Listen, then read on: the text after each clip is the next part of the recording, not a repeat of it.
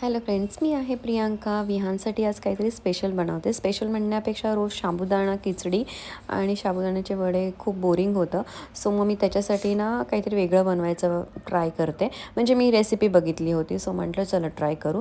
So साबुदाणे low फ्लेमवरती थोडेसे भाजून घेतले.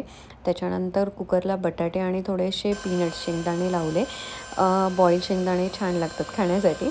आणि बटाटे पण 4-5 विसल देऊन मस्तपैकी ते पण करून घेतलं. त्याच्यानंतर मिरची आणि जिऱ्याची थोडीशी भरड काढली, म्हणजे थोडीशी जाडसर वाटून घेतलं. देन साबुदाणा पूर्ण मिक्सरला 2दा-3दा ग्राइंड करून जेवढा बारीक करता येईल, पिठासारखं तर होत नाही तेवढं करून घेतलं. ही बघा माझी नवीन कढई, म्हणजे जस्ट आता नवीन परचेस केली, छान आहे. सो मग त्याच्यामध्ये साबुदाणा, बटाटे आणि जो आपण मिरची आणि जिऱ्याचा मसाला केला होता तो सगळं बिना पाणी लावता फक्त थोडंसं तूप लावून छान मळून घेतला. मग त्याच्यानंतर गोल गोल त्याचे छोटे छोटे गोळे केले आणि लाटून मस्त चपातीसारखं थोडं जाडहीने बारीकहीने असं मीडियममध्ये छान करून घेतलं आणि तूप लावून मस्त भाजले त्यांना खरपूस. जास्त काही फुगत वगैरे नाही, पण छान भाजले गेले.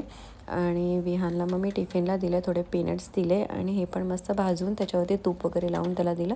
टेस्टी लागत होते. फक्त मला असं वाटतं की हे गरम गरम खाण्यातच मजा आहे. सो एकदा नक्की ट्राय करा. Bye bye.